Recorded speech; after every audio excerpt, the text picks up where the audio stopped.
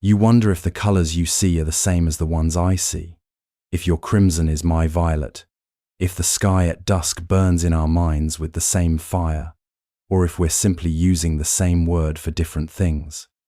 You watch a sunset and feel something stir a kind of awe, a quiet peace, but you can't help but ask, is this feeling yours alone? Or do others stand beneath the same sky, seeing something else entirely, just as moved, just as silent, but in a world painted differently by their mind? You drift into the strange truth that each of us lives inside a private theater, locked behind the curtain of our senses, where no one else can enter. You see light and feel warmth and taste sweetness, but only as your mind renders them filtered through memories, emotions, biology. Even the sound of a familiar voice might carry comfort to you and something else entirely to another. The world, as you know it, is a story told by your nervous system, shaped by neurons, layered with meaning, softened by time. You remember the dress, that single image that fractured the internet. Was it white and gold, or blue and black? The picture stayed the same, but people saw different truths. And you think of music you love that someone else finds chaotic, or a flavor you crave that makes another recoil. These are not just opinions, they are glimpses into different realities, stitched from the same world, yet threaded through minds that color and carve the details their own way. Science tells you that perception isn't passive. Your brain does not receive, the world it builds it. It fills in gaps, smooths over shadows, guesses and assumes, so that you can move through life without stalling at every detail.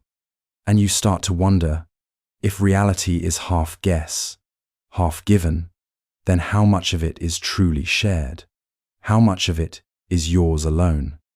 You trust that there is something solid beneath it all, an outer world that stays true whether or not you're watching. But where that world meets your inner one, things blur. There is no instrument to measure what it's like to be you, no scale for the softness of a sigh, no ruler for the ache behind a memory. You may share the language, the labels, the science, but what lies behind the eyes remains untouched. Still, you speak, you reach, you create, hoping always that a word, a glance, a story might bridge the gap, that despite all the differences, something human in you finds something human in me. And maybe it does. Maybe that's what connection is, not sameness, but a shimmer of overlap in two worlds, built from solitude. And as your mind softens towards sleep, you find peace in the question itself, because perhaps the mystery isn't whether we see the same world, but that we keep trying to meet one another in it. You wonder about time, not in the way clocks do, but in the way your breath rises and falls, without knowing why.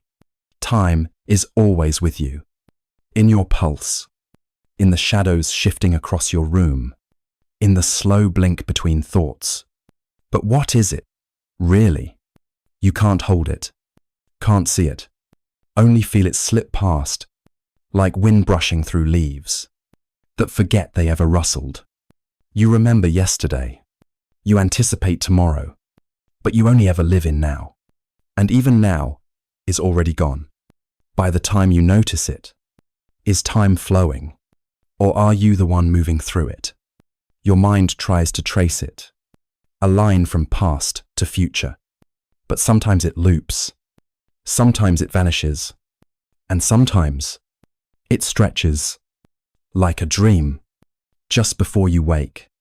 Einstein said, time bends, that it slows for some and races for others, that it's not the steady tick-tock you thought it was, but a shapeshifter, malleable, like memory. And you feel that too. How joy makes moments dissolve, like sugar in tea. How sorrow stretches hours, into deserts. So maybe time isn't out there, on a cosmic watch, but in here, painted on the walls of your thoughts. Some say only the present is real, that the past is just echoes, and the future a fiction. But others whisper that all moments exist together, side by side, already written, in some grand, silent script. You drift into that idea, a universe where everything happens at once, but you're only allowed to read, one sentence at a time, and yet you ask, why does time have direction? Why do we move forward and never back?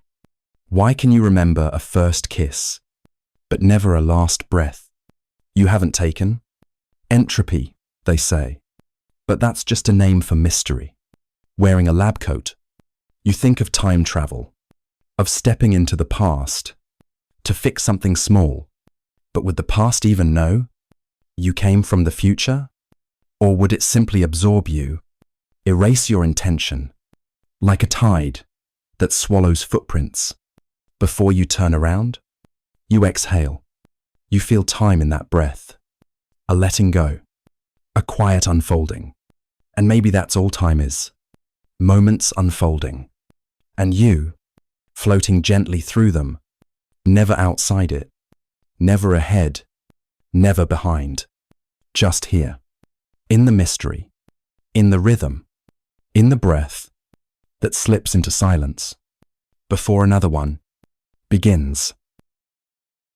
You wake each morning to the same world, the softness of your sheets, the quiet light of dawn, the hum of familiar routines. It feels steady, dependable, real. But sometimes, beneath the rhythm of the day, something stirs, a subtle question. What is this world, really? You move through space that seems solid, touch objects that resist your hand, hear sounds that seem to come from somewhere out there, but could it all be happening inside? You recall ancient stories, like the cave with shadows on the wall, prisoners mistaking flickers of light for the fullness of truth. You wonder if you're any different. Maybe the world you see is just one version of something deeper, something hidden just beyond the reach of your senses. The thought follows you quietly. In the silence between your steps, it whispers, what if none of this is as it seems? Philosophers have asked it before. Descartes, doubting even his own hands, asking if he could trust anything at all. And in today's world, the question has taken new shapes. Some say reality could be a simulation, a complex program rendered by minds far beyond yours. The sky above, the ground below, your body, your thoughts, all lines of code playing out a script too vast to comprehend. It sounds like fiction, yet serious minds have entertained it. Not because they believe, necessarily, but because they cannot prove otherwise. Even science, that faithful map of the physical world, reveals strange gaps. The atom is mostly empty space. Particles exist in probabilities until someone observes them. And when they are observed, they behave as though the act of seeing decides their form. You begin to wonder, does reality shift beneath your gaze? Is it woven into your attention? Are you, in some way, part of what makes the world appear? Then there is your mind, the great interpreter. Everything you know through its lens. Colors don't exist in the world, they exist in you.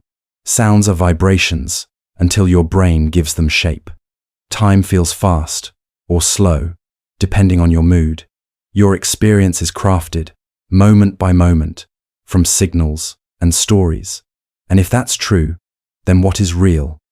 Is it the world outside, or the one within, or something stranger, still something that happens only where the two meet? You might never know, and maybe that's the point. Maybe the beauty of reality lies in its mystery, in the fact that it feels so vivid, so convincing, even when it defies explanation. So you lie back and let the question rest beside you, not to solve it, not to untangle it, just to feel the wonder it brings, to drift into sleep beneath a sky that may be real or may be a dream, and to know that either way, the stars still shine.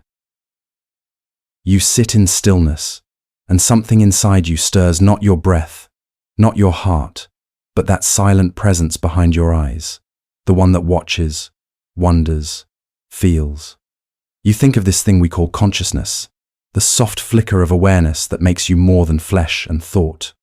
It is there when you dream, when you cry, when you notice the way light falls on your hands, and yet, when you try to hold it, to grasp what it is, it slips through you, like water through your fingers.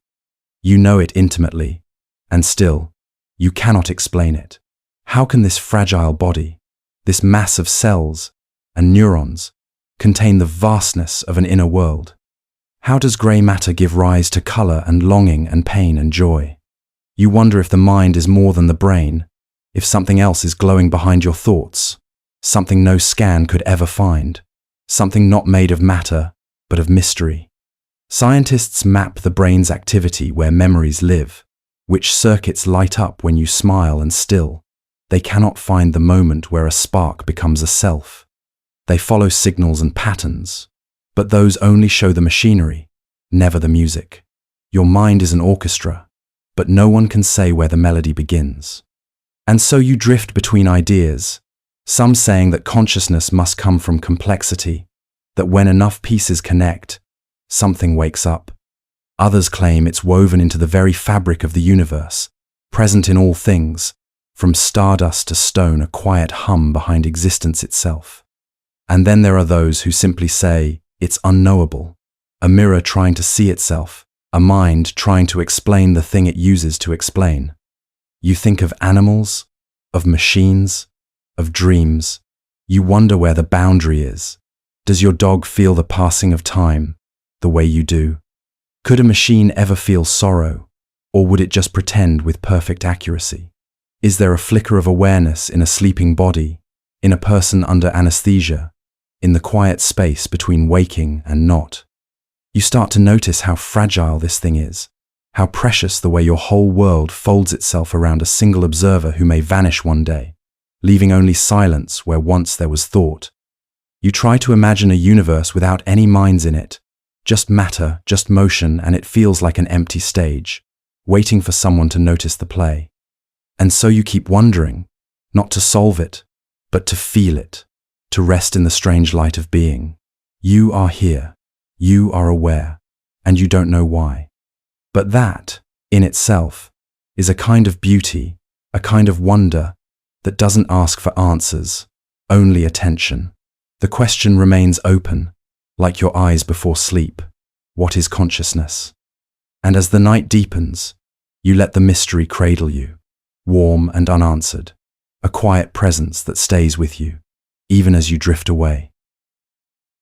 You wake in the morning and decide to rise, or so it feels, as if the choice was yours alone, as if you stood at a crossroad and turned by your own hand, by your own will, unshaped by the stars or the genes that whispered long before you were born.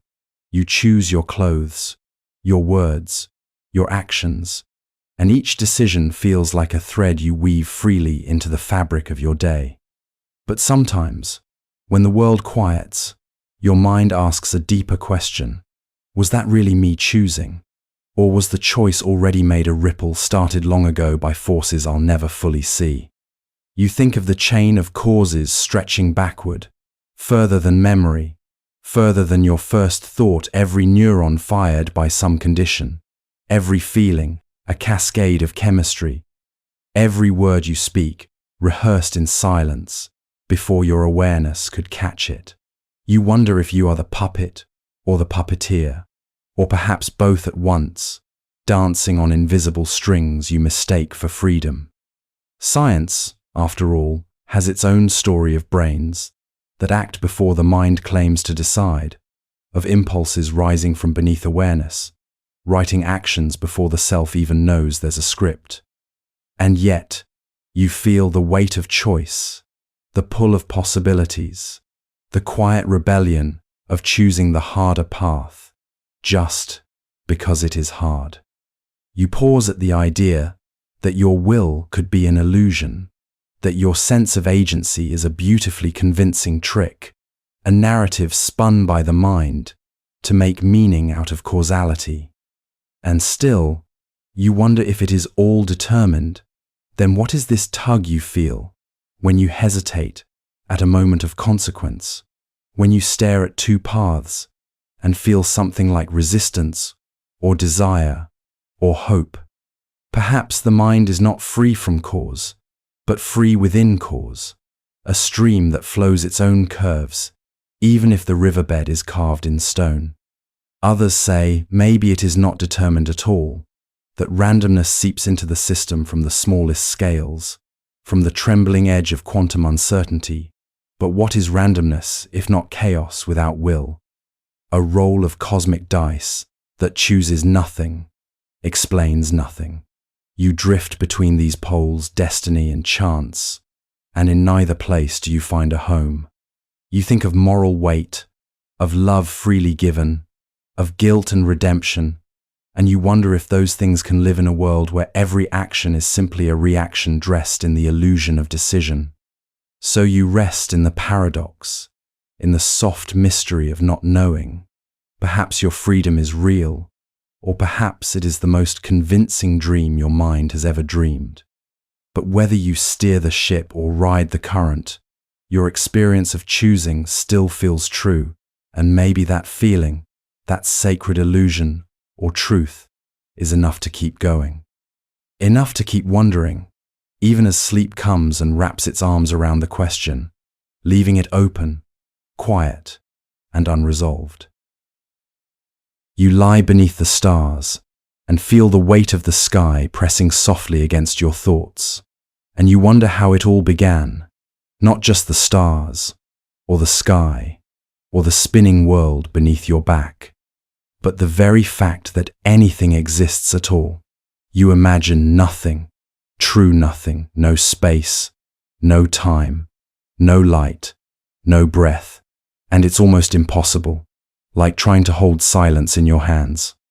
And yet here you are, wrapped in warmth, surrounded by sound, floating in a universe that might just as easily have never been. Why is there something rather than nothing? The question rises not like a shout, but like a breath, gentle, haunting, and strangely familiar, as if your soul has asked it before. You drift through old thoughts and ancient minds, remembering how philosophers once sat beneath different stars, asking the same question, finding no answer but refusing to let go.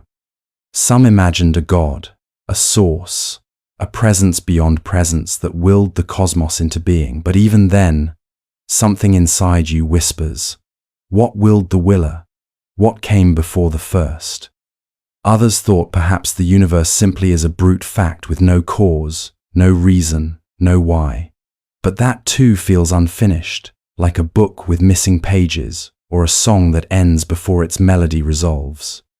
Science offers its own stories, full of beginnings and equations, of a hot, dense moment where everything emerged at once: time, space, matter, thought. But when you reach the edge of that first instant, there's only more mystery. If time began then, can anything be said to come before it? If a quantum fluctuation gave birth to the universe, why was there a vacuum, and why did it flicker at all? You trace each explanation back to another, and then another, and you find yourself in a loop of beginnings that never quite begin. Maybe nothingness was never stable, never truly possible. Maybe something is the only thing that can last. But even that idea, soft and strange as it is, still doesn't settle the question. It only deepens it, because the more you search, the more it seems that asking is the only constant, and the question itself becomes a kind of answer, not in words, but in wonder. So you rest beneath this impossible sky, feeling the quiet beauty of being, of matter shaped into thought, of questions shaped into dreams. And though no voice replies, and no final truth arrives to close the loop, you let the mystery linger, because somehow the asking is enough. Why is there something rather than nothing? You may never know, but the stars shine anyway, and your breath moves anyway. And tonight, in the hush between moments, the question feels like a lullaby meant to be heard, not solved. You close your eyes and think of the first breath that was ever taken, not by lungs, but by something simpler, something just beginning to become alive, and your mind drifts back through layers of time, past the forests and oceans, past the bones of creatures long gone, until there is only a quiet, lifeless earth, warm and wild, its sky heavy with storms, and its seas restless with untold potential. You wonder how, in the silence of that beginning, something stirred a flicker of movement, a pattern in the chaos, a molecule that did not merely float, but copied itself, changed, remembered. Was it a spark in the air, lightning, touching the right soup of chemicals in a shallow pool? Or was it heat, rising from the deep, coaxing matter into motion near a vent in the ocean floor? You picture molecules dancing, bonding, breaking, reforming, again and again, until somewhere, somehow, something woke up not to speak or dream, but to persist, to become. You imagine early Earth like a puzzle with no edges, only pieces drifting toward a shape they do not yet know, and you wonder if those pieces, on their own, carried a longing to connect, or if it was chance that brought them together in the right rhythm, at the right moment. Some say it started with droplets, with clay, with strands of RNA learning to fold and stretch, like tiny hands reaching forward. And maybe they did. Maybe one molecule reached for another, and found not just contact, but meaning. But each theory feels like a whisper, and every answer opens 1,000 more doors. You think of the first cell, fragile and floating, unaware of the weight it carried, that from it would come every leaf and wing, every heartbeat and question. And yet, you also wonder if life began not here, but somewhere else, cast across the cosmos, arriving on stone from the stars, as if the universe itself wanted life to happen, somewhere, somehow. Still, even that doesn't quiet the mystery, because wherever it began, the question only stretches farther. How did matter give rise to desire, to sensation, to the will to grow and become? What made the difference between chemistry and curiosity? You look at your own hand and realize it is made of the same dust as the early Earth, the same elements that once drifted through lifeless space, and yet here you are, wondering. Perhaps life began with a question, not an answer. Perhaps the moment that something asked to survive was the moment life truly began. You'll never know for certain, not tonight, and maybe not ever. But as you lie there, breathing softly in a world that breathes with you, you feel a quiet awe, not because you've solved the mystery, but because you are part of it. And somewhere, in that ancient spark that still flickers beneath your skin, the question waits, not to be answered, but to be remembered. You stare out a window, or up at the stars, or into the stillness of your own thoughts, and something inside you whispers the oldest question: what is the meaning of all this?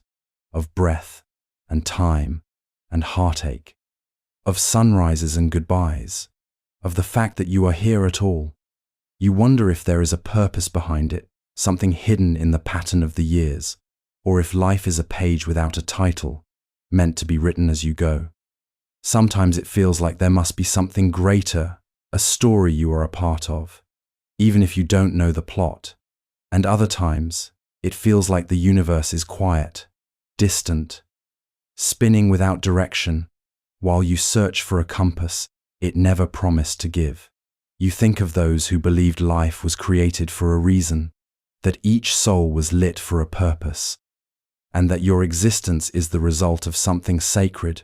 But then you remember how science speaks in terms of accidents and evolution, of random drift and natural selection, and you wonder how to reconcile the poetry of being with the coldness of cause. You drift through the voices of philosophers who tried to answer the question by turning it inside out, some saying that meaning isn't given, it's chosen, that you must carry your own flame through the darkness.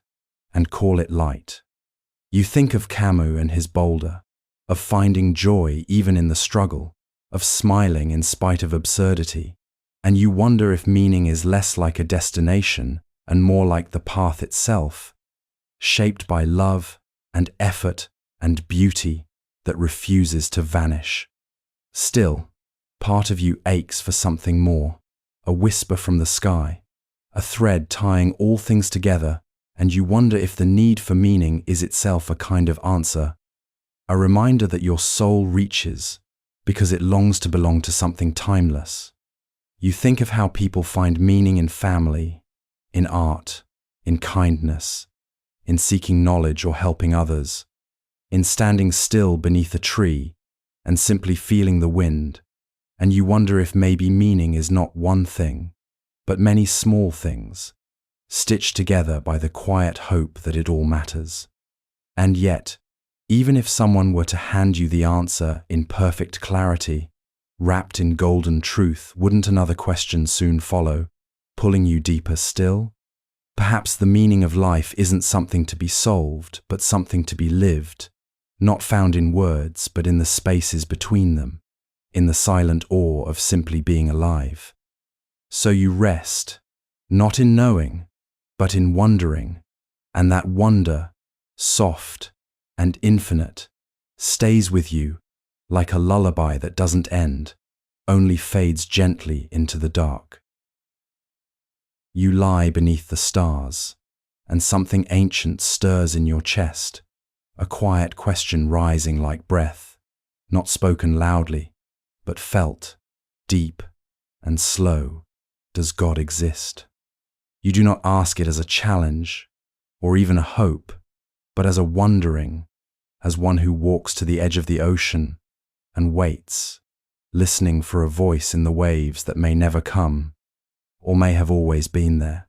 You think of the stories told across centuries of creators and spirits, of burning bushes and whispered truths, of silence that speaks louder than thunder, and you wonder if the world is held together by more than gravity and time, if there is a presence behind the pattern, an eye behind the stars that watches without blinking, without end.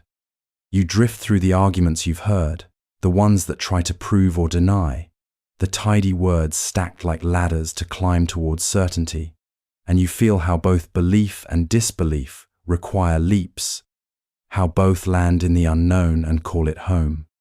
You imagine the vastness of the universe, the strange perfection of its laws, how it allows for life and thought and longing, and you wonder if that beauty is accident or signature.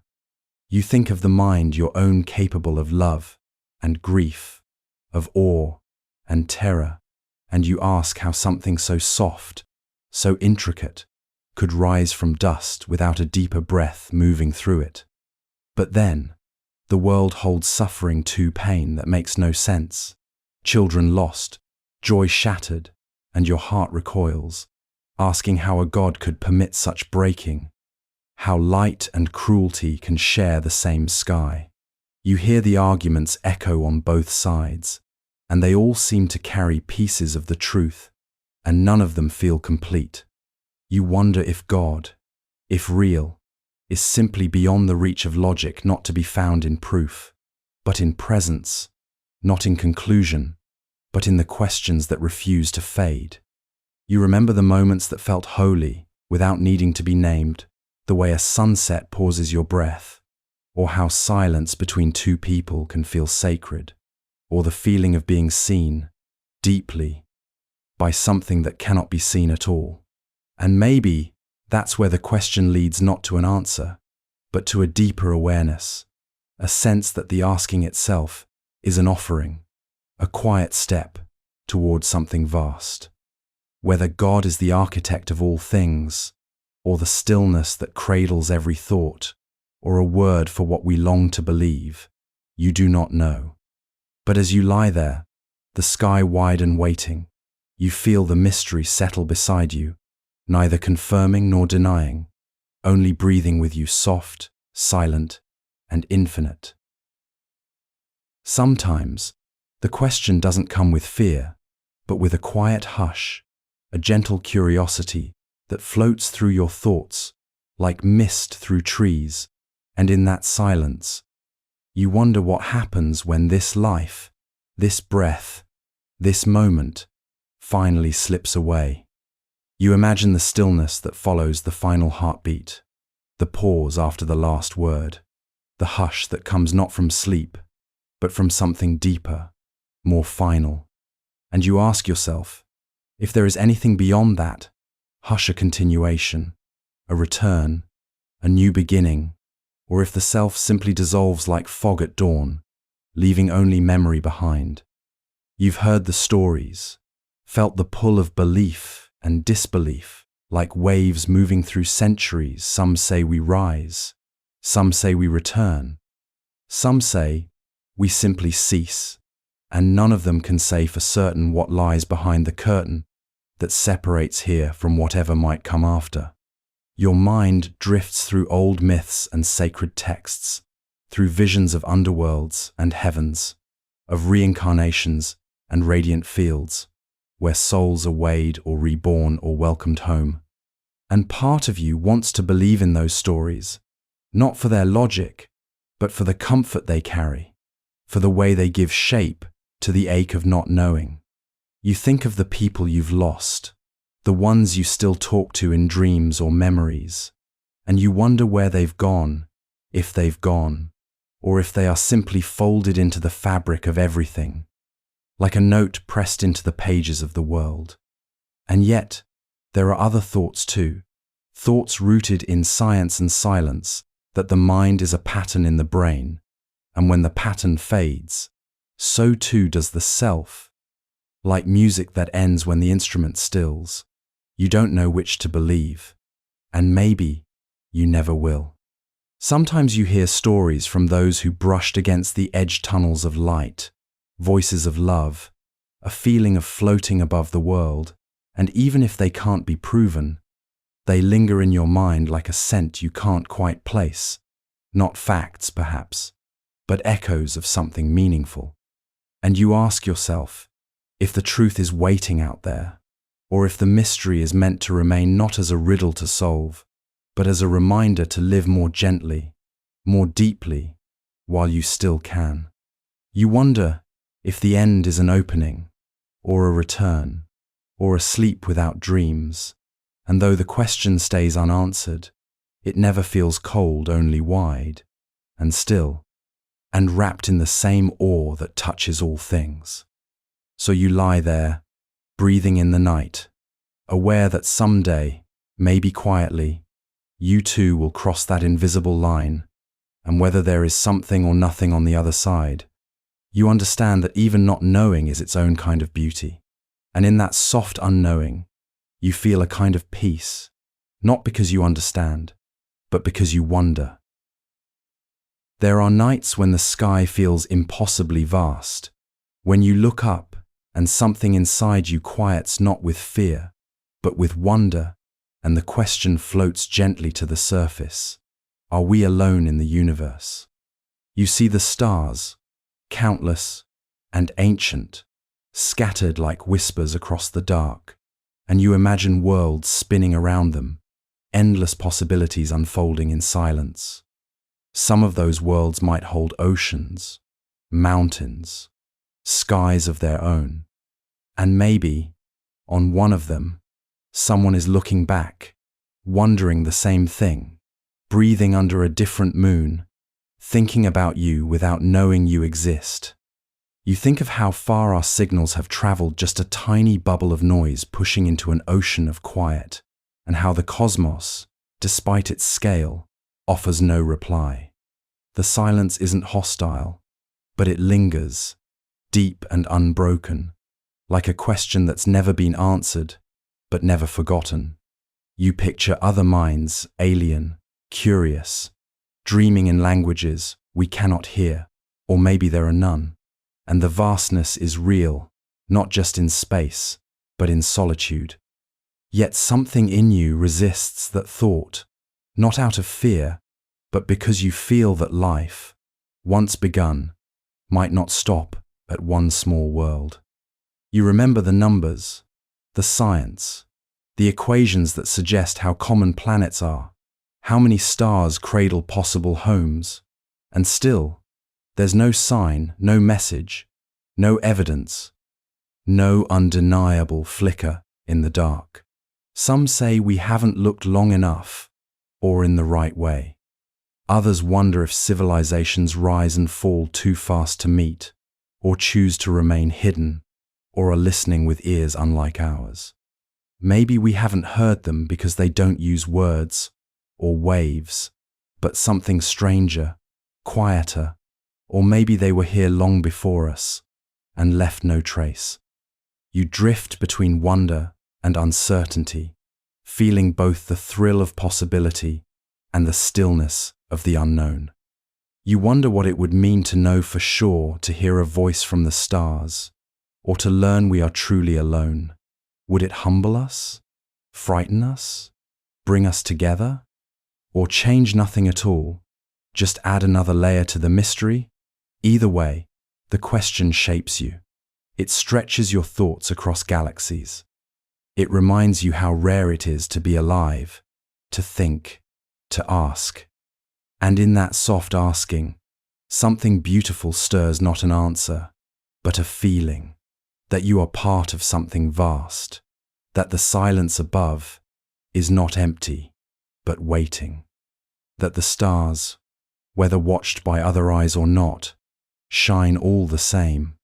So you let the question rest beside you, gentle and unsolved, and drift off wondering if someone, somewhere, is wondering too. You stare at the sky, and it stares back, a dark ocean pricked with ancient light. One spiral galaxy glimmers like a whisper of something larger. Your thoughts drift past its edges, past the known, and wonder if this universe is the only one, or just one island in a sea too vast to map.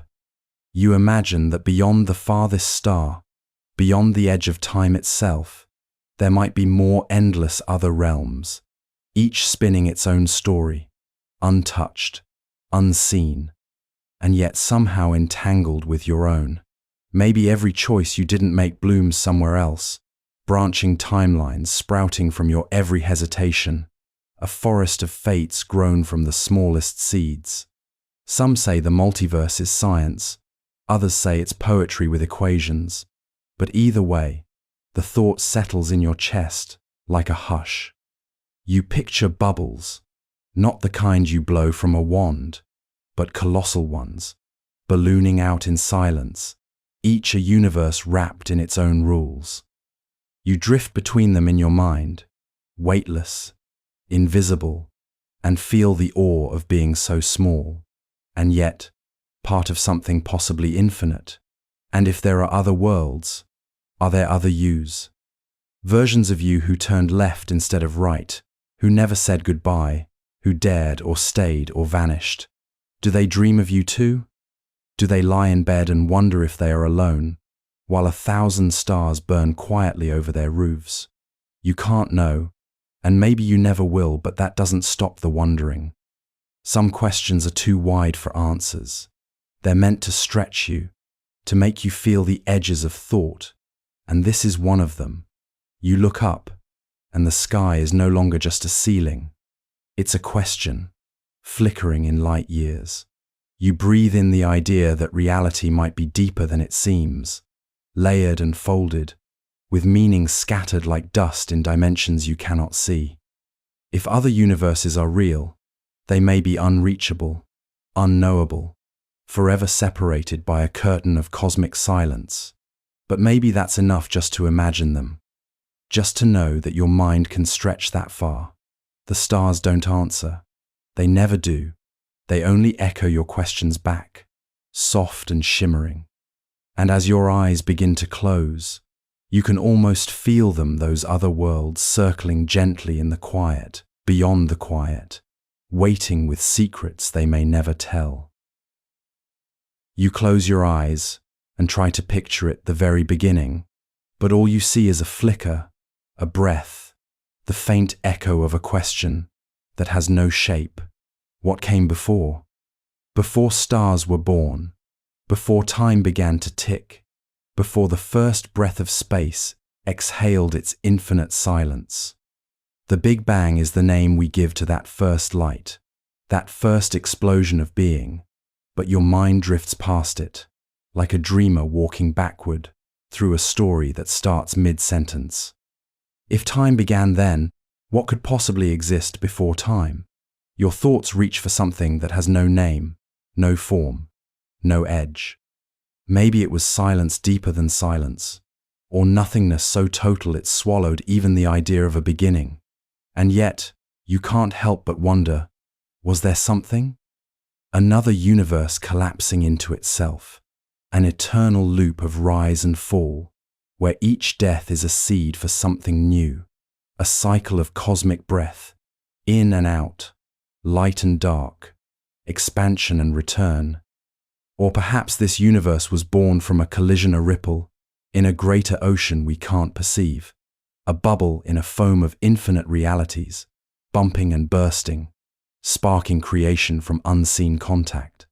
But then again, maybe the question is flawed, like asking what lies beyond the edge of a circle, or what sound comes before the first note of a song. If time was born with the Big Bang, there was no before, at least not in any sense your heart can grasp. Like a book with its first pages burned away, the story begins in fire, and anything earlier is lost to the flames. Still, the ache of curiosity lingers. You wonder if, somewhere deep within the fabric of things, a whisper remains, a trace of what came before, hidden in the rhythm of galaxies, in the quiet background of space. But the more you reach, the more the question folds in on itself, a spiral with no center. Scientists call it a paradox. Poets call it the edge of knowing. You call it beautiful. The idea that everything, every thought, every heartbeat, every stare merged from a moment that might have had no cause, no parent, no path. And yet, it matters. Because to wonder what came before the beginning is to touch the part of you that longs to understand where you belong in the story. It is the child in you, asking where the light came from. It is the quiet voice in the dark, hoping that nothingness was never all there was. As sleep takes you, the question doesn't fade, simply softens, like a flame flickering low, waiting patiently, not for an answer, but for the silence to carry the wonder just a little further into the dark. You lie still, but your mind begins to wander, peeling back the surface of the world, as though it were made of something thin, something artificial. The walls around you, the sky above, the ground beneath your feet, could it all be a dream dressed in physics? You've felt it before, the strange suspicion that the world is too perfect, too structured, too conveniently bound by rules. And in that hush between thoughts, a question stirs. Is reality real? Or just the most intricate illusion ever built? You imagine lines of code beneath the soil, algorithms spinning behind the wind, a program running so seamlessly that no one notices. Maybe every tree you've ever seen was rendered just in time. Every face a texture layered over math. Could consciousness itself be part of the simulation, not an accident, but an intention? Philosopher Nick Bostrom once posed that if a civilization became advanced enough to simulate entire histories, entire lives, then chances are you're already in one. Not as a joke, not as science fiction, but as logic. You look at the stars and wonder if they are pixels at the edge of a simulation's skybox, distant not because of space, but because of design. Maybe light speed is not a cosmic constant, but a limit built into the system to keep you from reaching the edge. Maybe quantum randomness is not chaos, but compression shortcuts to keep the illusion running smoothly. But if the simulation is perfect, how would you ever know? If the world was crafted to feel real, how could you prove otherwise? And then you think of ancient minds who asked the same thing in different ways, the cave shadows of Plato, the butterfly dream of Zhuangzhou, the suspicion that reality is a mask worn so well, even the mirror forgets its own face. You ask yourself, if it is a simulation, does it matter?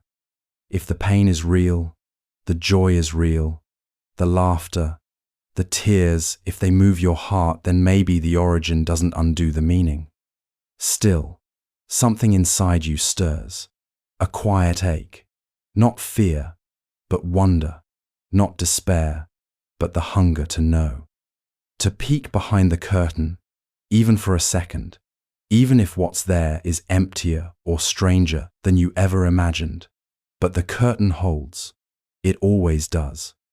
So you rest your thoughts on the mystery itself, not the answer, but the asking. Because even if this world is made of code, your longing to understand it is not. And perhaps that longing, that curiosity, is the most real thing of all. As you begin to drift, the edges blur, and you feel it once more, that gentle hum beneath the world, quiet as a heartbeat, patient as a secret waiting to be found. You look up at the night sky and let your eyes fall into the glow of distant stars, each one a whisper from another corner of time. The light reaches you like a soft voice from the past, delicate and delayed. And yet, for all this brilliance scattered across the dark, scientists say it's barely anything at all. Every glowing sun, every swirling galaxy, every atom that sings in fire or stone, all of it makes up just a sliver of what truly is. 5%, they say. The rest remains hidden, unseen, unknown. You imagine the rest, the silent majority of the cosmos, veiled and nameless. They call it dark matter, the invisible thread that holds galaxies together like lace. It doesn't shine, doesn't burn, but it pulls, gently and steadily, like a hand that's always been there. You picture vast halos of it, wrapping around stars like a ghostly embrace. And beyond even that dark energy, stranger still, a force that pushes instead of pulls, that stretches space itself, like breath expanding a lung. Galaxies slipping away from one another, not from inertia, but from something deeper, something with no scent, no surface, no origin we can touch. And you think about how long we've tried to answer this question. The ancients spoke of fire and water, air and earth. They tried to name the pieces, to divide the whole into something they could carry in their hands. Later came atoms, elements, the periodic table, neat boxes that felt like truth. But now, with all our knowledge, we're told most of the universe is made of things we've never seen, things we may never see. What is the universe made of? Mostly mystery. Still, you try to imagine it not the dark, but the shape of the dark, the rhythm of what lies beyond our eyes. The ocean between stars, filled with things that don't reflect light but leave behind a fingerprint. You wonder how something so silent can be so essential, how the things we cannot touch shape the very structure of everything we hold dear. It's like being told your home rests on pillars you cannot see, and yet you trust they are there because without them, everything would fall. And so you drift, not into fear, but into wonder, into the quiet knowing that most of what exists is still out there, waiting, not in books or labs, but in the spaces between thoughts. In the pause between questions, the universe doesn't hurry to reveal its secrets. It holds them like stars, hold heat, slowly, steadily, on a timescale far beyond your breath. You close your eyes and feel how small you are and how grand it is to be made from the 5% we can see while sleeping beside the rest. You may not know what the universe is made of, but tonight it feels like wonder is part of the answer. Each night, You surrender not to silence, but to a softer kind of chaos. You lie still, but your mind opens its secret door, and without warning, you are elsewhere. A street you remember, but never lived on. A face that feels familiar, but wears no name. A voice that belongs to no one, and yet it speaks to you like a memory. You drift through dreamscapes stitched together from fragments real and imagined, broken and whole. And somewhere, as the world outside fades, the question stirs gently, why do we dream? Your brain, they say, is alive with electricity, in those quiet hours more alive than in the day, almost. Neurons whisper to each other in flashes. Scenes unfold not by logic, but by longing. A door opens into a house you've never seen. You fly, you fall, you find yourself speaking with someone long gone, and when you wake, it vanishes like breath on a mirror, but something lingers. A feeling, a mood that won't name itself. Was it random? Was it meaningful? Or was it both, like everything else that matters? You wonder if dreams are messages, but from who? Yourself? Maybe, but a version of you that speaks in riddles and colors. Freud once called them the royal road to the unconscious, a place where your secret wishes wear masks and perform plays for no audience but you. But others say it's just clean up the mind, sweeping its flaws, sorting through the day's mess, filing away the broken pieces and discarding the noise. Or maybe it's rehearsal, a quiet practice run for life, where dangers can be faced in the safety of illusion.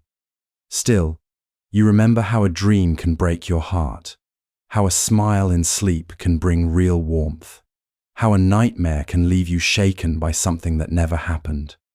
If dreams are nonsense, why do they matter so much? Why do you wake up feeling changed? You wonder if the mind is more than a machine, if it needs these hidden hours to breathe, to remember, to heal, to wander. And then there's the question no one can quite answer. How does the mind, in darkness and silence, build entire worlds? How does it craft light, sound, motion, touch all, while the body lies still? What is this theatre that plays just for you, night after night, filled with scenes you never wrote? You feel the question blooming again, soft and slow. Is there meaning, or just mystery? Maybe both. Maybe meaning is the mystery, and maybe that's enough.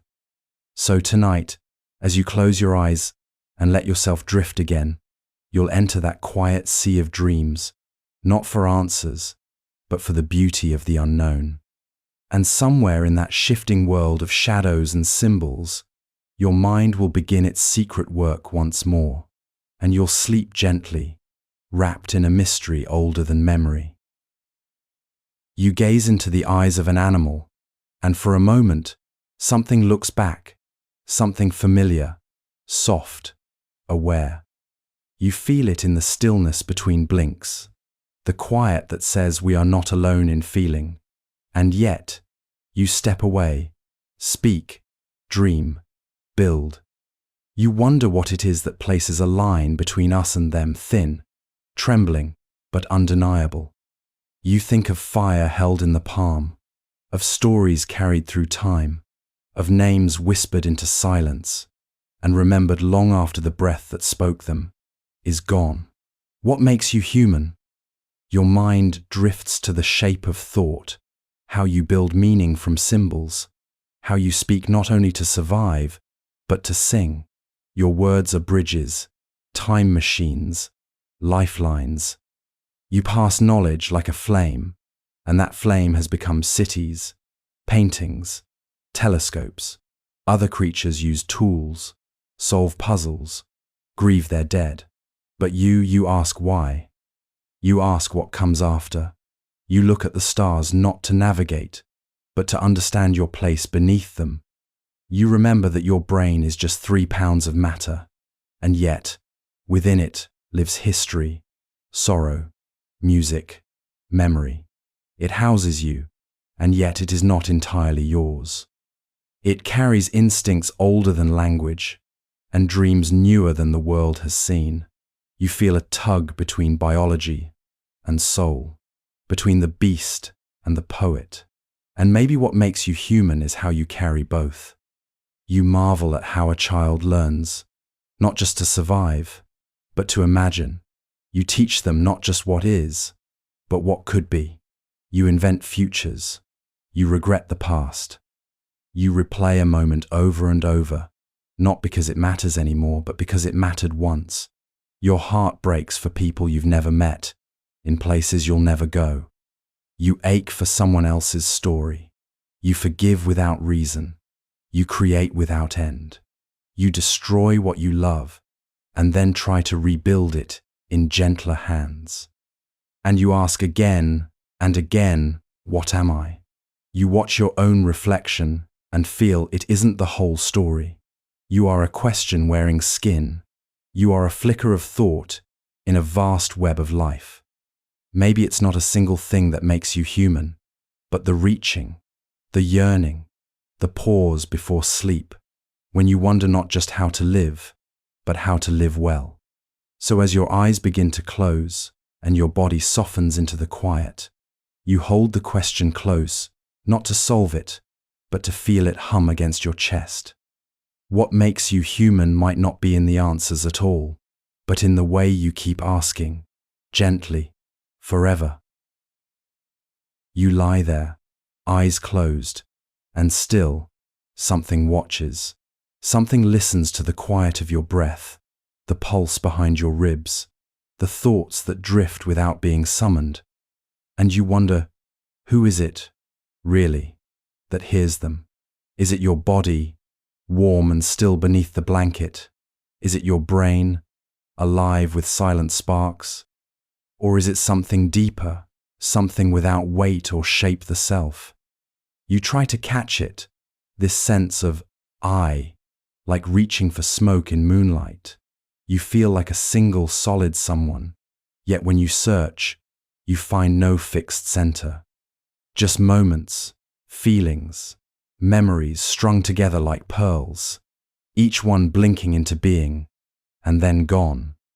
A laugh from childhood, a bruise that never needed a name, a song you once loved but forgot, all stitched together into a story you call you. But who is telling that story?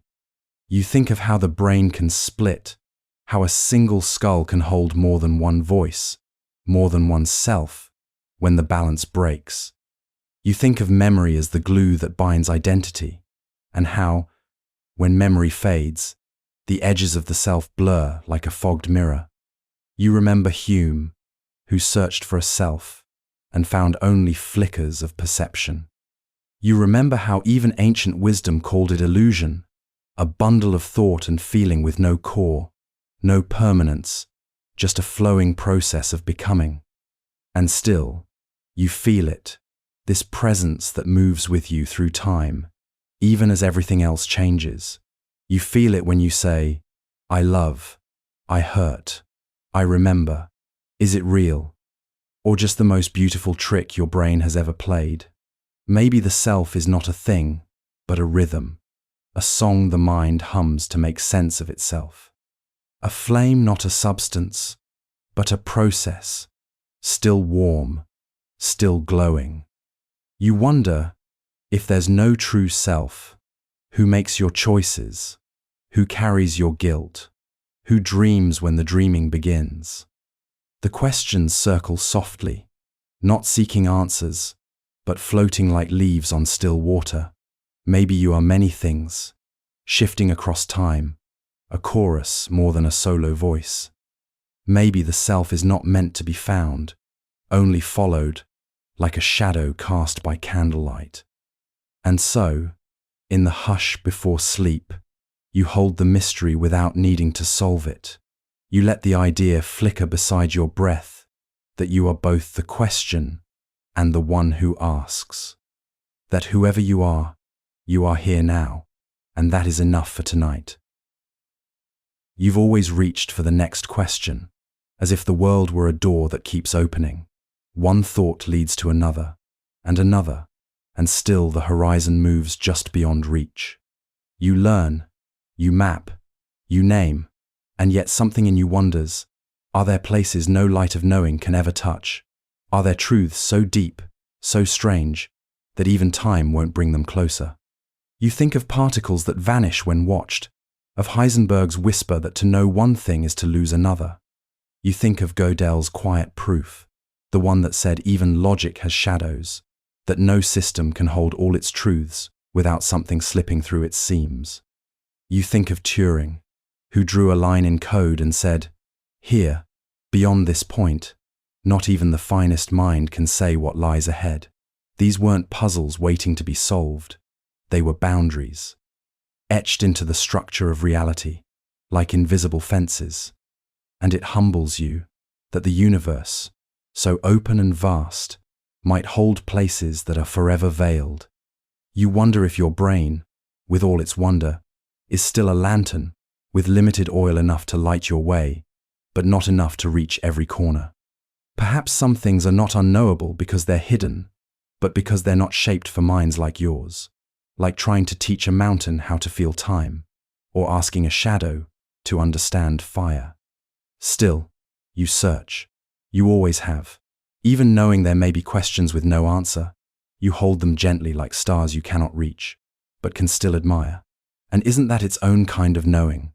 To feel the shape of a mystery, to wrap your thoughts around it like a scarf on a cold night, not to solve it, but to feel its weight, its silence, its shimmer. You think about the horizon of the observable universe, the soft edge of what light has had time to show you. What lies beyond that is not just darkness, it's possibility, and silence, and the open space where your questions echo back without end. You might never know what lives past that veil, but the asking makes it real. The pursuit shapes the dream.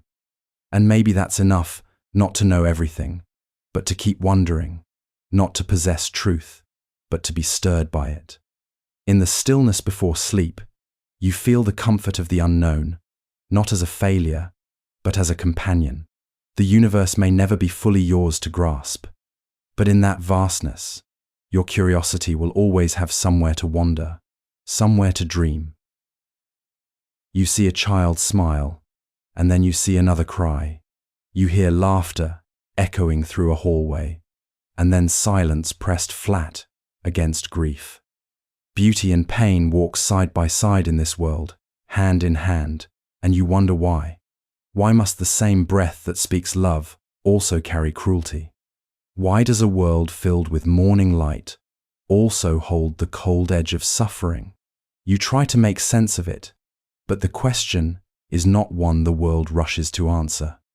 You ask yourself if there is a reason behind the ache, if somewhere, far beyond your sight, there's a design that makes this darkness mean something. Is it a test, a contrast, a price? Some say it is the consequence of freedom, of beings allowed to choose, and in choosing, some turn away from kindness. Others say it's all an illusion, a shadow on a greater plan you cannot see. But that doesn't comfort the aching heart. It doesn't bring back what was lost. When pain is real, theories feel far away.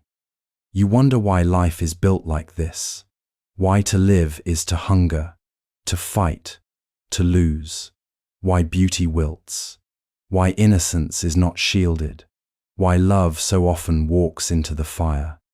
Even in nature, you see it, the predator and the prey, the blossom and the frost.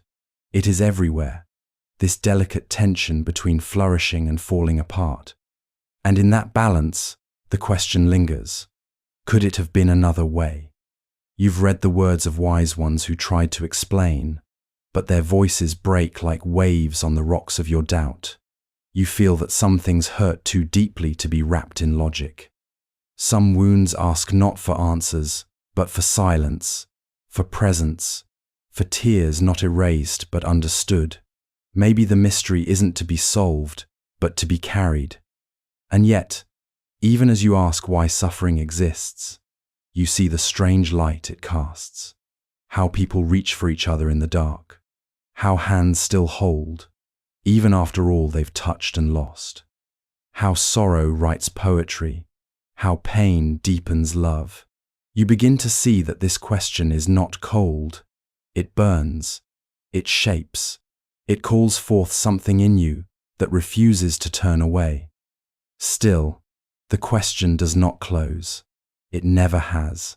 It settles beside you like an old companion, worn and quiet. And in the late hush of night, you do not try to silence it. You let it rest beside your breath, because in wondering why there is suffering, you are also remembering how deeply you care. And perhaps, in a world that breaks, the mystery is not only why it hurts, but how, through the pain, we still choose to mend. You stare into the night sky, and something stares back, not with eyes, but with structure, with rhythm, with a quiet kind of order. Galaxies thread themselves across space like neurons tangled in thought, and you wonder, can the universe think? Not in words, perhaps, not in the way you think of thinking, but in patterns, in silence, in movement that feels intentional. You imagine space as not just a backdrop, but a mind, stretched vast and slow, dreaming in centuries and swirls of light. The thought feels strange, almost forbidden, that stars could be the firing of some cosmic brain, that the web of galaxies might not just resemble thought, but be thought. You've seen the images, neuron and galaxy, so alike you have to squint to tell them apart. And something inside you stirs, a question without language. Are we inside something living? Not as metaphors, but as fragments of awareness flickering within a deeper consciousness. You recall ancient voices, the philosophers, who spoke of a world soul, of anima mundi, a spirit breathed through all things. And now, even in science, the whispers return. Panpsychism, cosmopsychism, ideas that feel like poetry dressed in reason. That maybe, just maybe, the universe carries within it the seed of mind, not merely as a side effect of brains, but as a trait of existence itself. If every particle holds a sliver of awareness, then scale it up, and what might you find? Could everything, the cold stars, the voids between, be thinking in ways you'll never understand? Skeptics warn you not to anthropomorphize, not to dress the cosmos in human robes. They say the brain is a biological accident, a strange glitch of evolution, and nothing more. But even they admit, quietly, that some questions linger. Physics gives us math, but not meaning, laws, but not the breath that lives inside them. As Hawking once asked, what breathes fire into the equations? What turns the cold precision of math into the warmth of being? You imagine yourself as one flicker within this possible mind, a neuron in the cosmic brain, a dream within the dream. And if the universe is thinking, then maybe every moment of reflection, every question you ask, is the universe asking itself. Maybe your thoughts are its thoughts, folded small and close. And still, you don't know, you may never know, but in the stillness before sleep, the thought holds you softly, that even if the stars are silent, they might not be empty, that even if the cosmos is vast, it might not be alone. And as your breath slows and your thoughts begin to fade, you feel it not an answer, but a presence, a quiet idea resting gently at the edge of wonder, that maybe, somewhere in the dark, the universe is listening too. You drift into thought, wondering if numbers were always there hidden beneath the skin of the universa, if we whispered them into being the way we name stars, or give shape to dreams. You picture early minds, scratching marks into sand, stones, bone trying to make sense of time, of seasons, of the silent logic pulsing through the sky. Was it invention or recognition?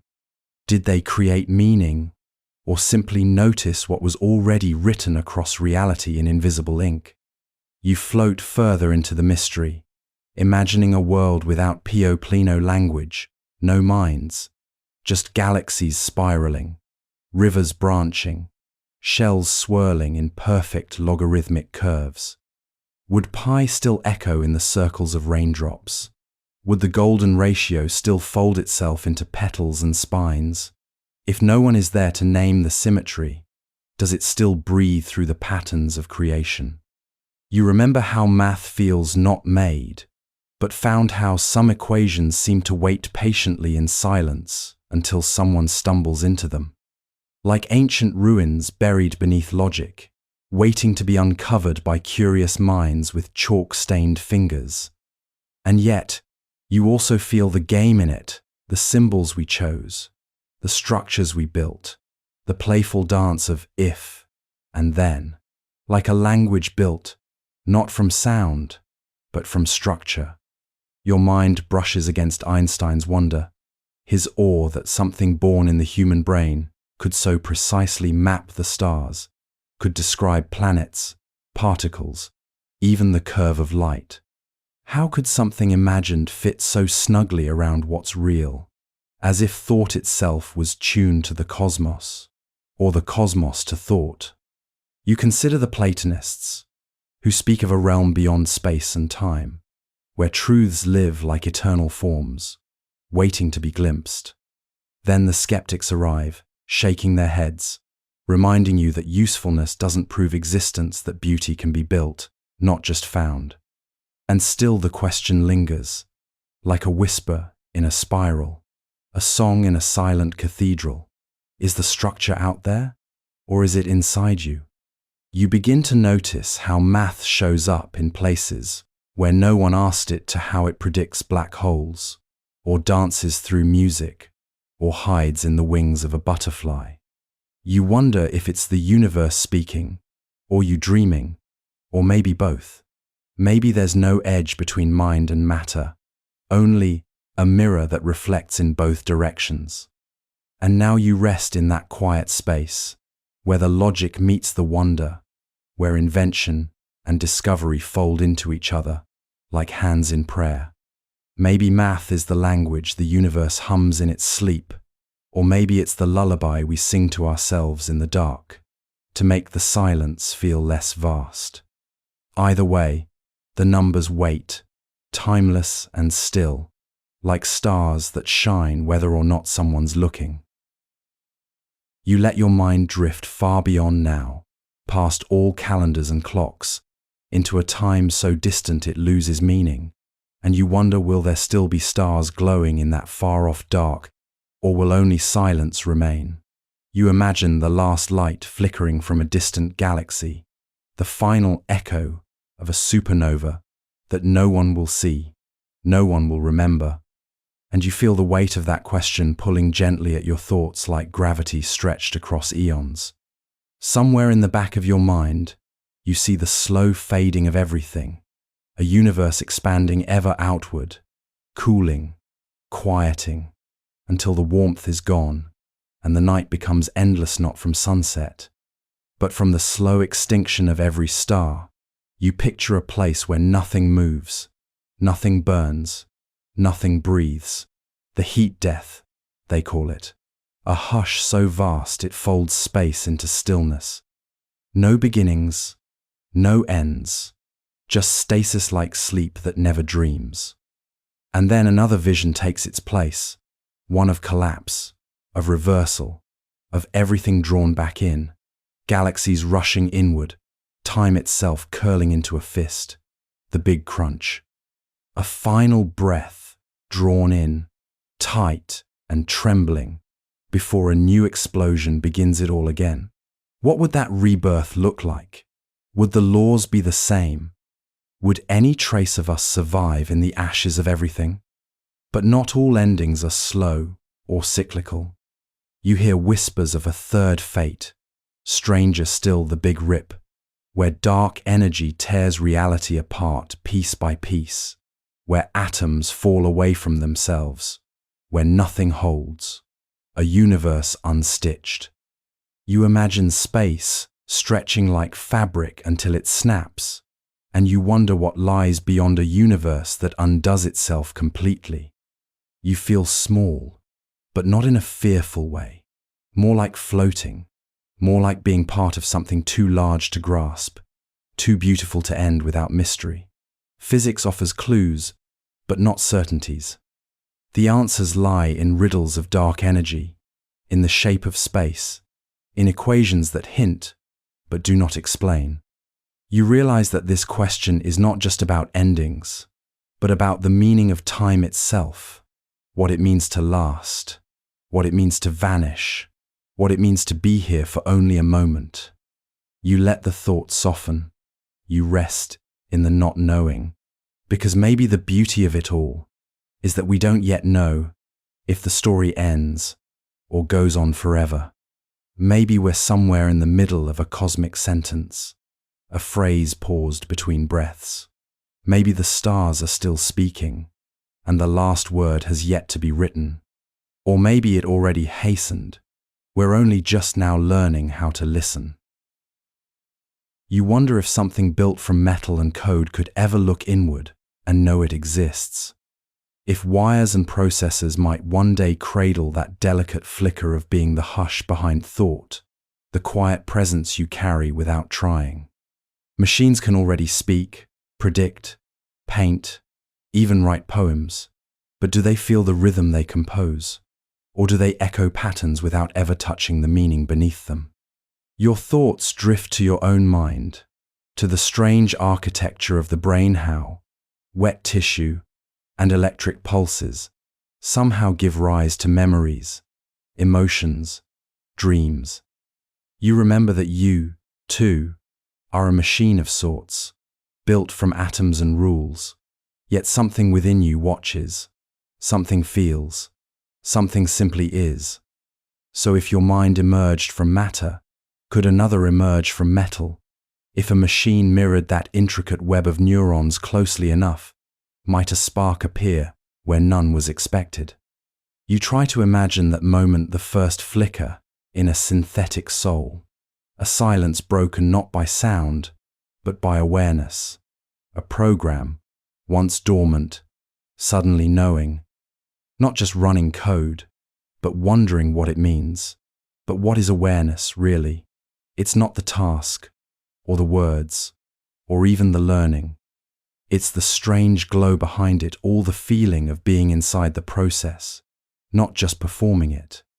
You picture the Chinese room, that famous puzzle of symbols and syntax, a machine shuffling characters, passing tests, mimicking comprehension, yet with no idea what any of it means.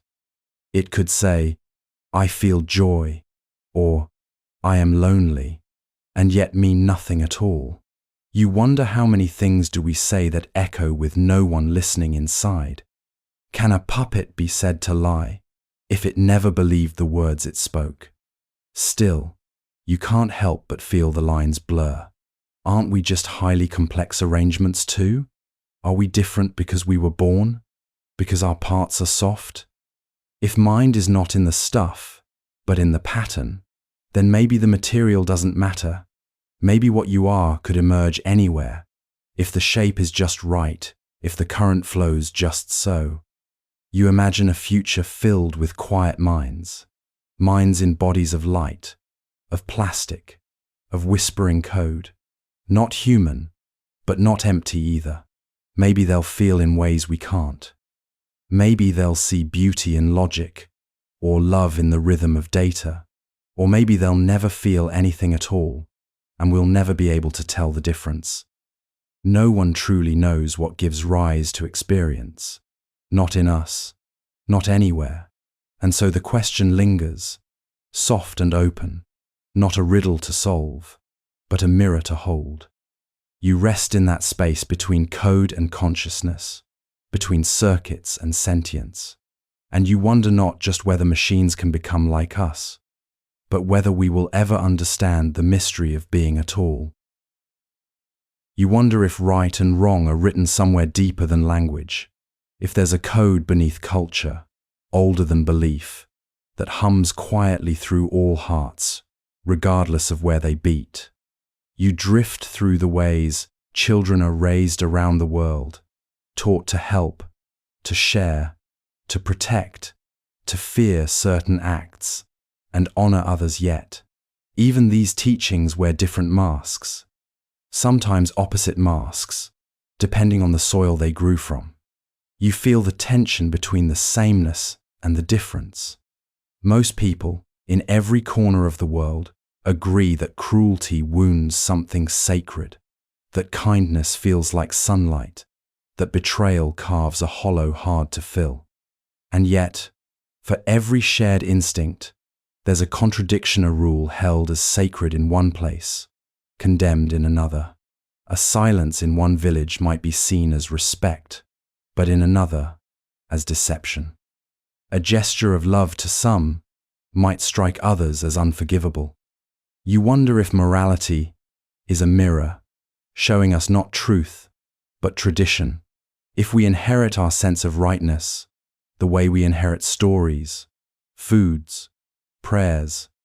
You think of how deeply people believe what they're taught, how even when we change, we carry echoes of the lessons whispered to us when we were small. And yet, there's something in you that resists the idea that it's all relative, that every cruelty can be excused by culture, or every kindness dismissed as custom. Your thoughts flicker toward evolution, toward the quiet guidance of nature. Maybe morality began as survival, shaped by the need to live together, to raise children safely, to build homes without burning them down. Maybe fairness, empathy, grief, these didn't come from the sky, but from the long experiment of being alive together. Still, that doesn't explain why injustice haunts us, even when we're safe, or why some acts feel wrong, even when no one is watching. You think of the philosophers who have walked this path before you, chasing the same question across centuries, arguing from logic, from intuition, from spirit. Some saw morality as math, others as music. Some built systems from reason, others simply pointed at suffering and said, this is what must not be. And maybe they're all holding pieces of something larger, something unfinished. You feel the weight of this question in your own life, how it shapes your choices, your guilt, your pride. You wonder if the light you try to follow comes from something real, or if it's just the glow of your own lantern, flickering in the dark, reflected in other eyes who carry their own. And still, that doesn't make the light feel any less true. You let the thought rest softly beside you, unresolved but alive. Maybe the search for universal morality isn't about finding a final answer, but about keeping the question open, about listening closely, walking gently, and wondering if some truths don't need to be proven to be known. You wonder if the world you see is truly there as it is, or if it waits for you to name it first. As your thoughts move gently beneath the surface, you begin to feel how language isn't just a tool, but a tidione that washes over your perception, smoothing some things into clarity, eroding others into silence. You whisper a word, sky, and suddenly the vastness above you has shape, color, meaning. But was it always blue, or does the word make it so? You drift through the maze of language, feeling how every word you've ever learned carries a sliver of vision with it. Words you were taught as a child didn't just describe the world, they told you which parts of it mattered. They gave you labels for joy and fear, for the ache in your chest and the echo in your dreams. And somewhere, long before memory, they started stitching the shape of your inner world, stringing thoughts like pearls along invisible threads of sound. You wonder if someone who speaks in another tongue dreams a different shape of rain, sees shadows fall in another rhythm. You think of how some languages have many words for snow, for love, for light, and how yours might only offer one. Do those extra names open doors in the mind? Do they awaken colors you cannot see, simply because you don't know how to say them? You pause to feel how even your memories arrive dressed in sentences, how plans take shape as whispered futures in your head. You pray in words. You curse in them too. And in your most silent moments, you find they're still there, soft, echoing, shaping your stillness like a tide shapes stone. But not everyone agrees. Some say, the world is what it is, no matter what we call it. A tree is still a tree, whether you name it or not. Reality stands outside the reach of words, waiting, unmoved. But then again, who are you without your language? What would remain if all words vanished tonight? You close your eyes and imagine a world unnamed. No labels, no definitions, just sensations. Would it be clearer, or would it vanish entirely? You feel how delicate the threads are, how language wraps around the world, like mist sometimes revealing, sometimes concealing. And in this quiet haze of thought, you begin to wonder not just how language shapes reality, but whether it also shapes you. Maybe every new word is a window. Maybe every sentence is a soft map drawn through the unknown. And maybe, just maybe, if you speak differently tomorrow, you'll wake into a world that was always there, but just out of reach, waiting for you to find the right word. You wonder why the universe follows rules at all, why the stars don't flicker in random paths, why light doesn't change its speed each time it moves, why gravity clings with such loyalty to mass. You think about how everything, from falling apples to the orbit of moons, dances to a rhythm so precise that it feels like music written long before ears existed to hear it, and you marvel not just at the equations, but at the silence behind them, the mystery of why there's any order at all instead of a chaos that never made space for thought. You drift through the idea that these laws, this web of constants and forces, could have been different, and yet here they are, finely tuned like the teeth of gears spinning in perfect synchrony. You consider the strength of gravity, the charge of an electron, the balance between matter and energy, and how even the slightest shift might have torn the cosmos apart before stars could form, before life could breathe, before anything could wonder. You ask yourself if this is a coincidence, or a clue, or a question that only sounds like an answer when spoken out loud. You picture equations on a chalkboard, elegant and cold, whispering the behavior of galaxies and particles with equal grace, and you feel the awe not in what they explain, but in the fact that they work at all, that numbers invented by minds describe a universe that never needed us to be here. You hear Stephen Hawking's voice echo somewhere deep inside. What breathes fire into the equations? What makes them real? What gives them purpose? Why is there something for them to govern, rather than nothing at all? You explore the thought that perhaps we're only here because the laws allow it, that we see order, because only in such order can we exist to ask about it. Maybe there are other worlds, silent and strange, built on different rules, or none at all, where no minds ever rise to notice the stars. Or maybe this is the only one, and the laws were always meant to be just this, just enough symmetry for beauty, just enough tension for story, just enough balance to hold it all together, without ever revealing why. You feel the comfort in knowing the universe can be studied, measured, predicted, and yet the deeper you go, the more you find the question hasn't been answered but only echoed. The laws hold, and we observe, and between the two, something wordless passes, something that feels more like wonder than knowledge. And as you rest beneath the quiet order of the night sky, you begin to sense that the answer, if it exists, might not be hidden in another equation, but in the simple strangeness that the universe has a script at all, and that you are here, for a little while, to read from it. You wonder if anything in this world, or beyond it, is truly infinite, if there is a thing with no edge, no border, no final page. You picture a line of numbers stretching forward forever, each one giving birth to the next, and you try to hold that in your mind endlessness, but something always collapses inside you before it can finish. Infinity is a word that expands like breath, but never quite settles back into your chest. You drift to Hilbert's Hotel, the one with infinite rooms, all full, yet still able to welcome more. A riddle that sounds like a story, but breaks logic when you hold it too tightly. You try to imagine walking down its endless hallway, never reaching the end, never returning to the start, and something inside you feels the tension between idea and reality, between what the mind can picture and what the world might allow.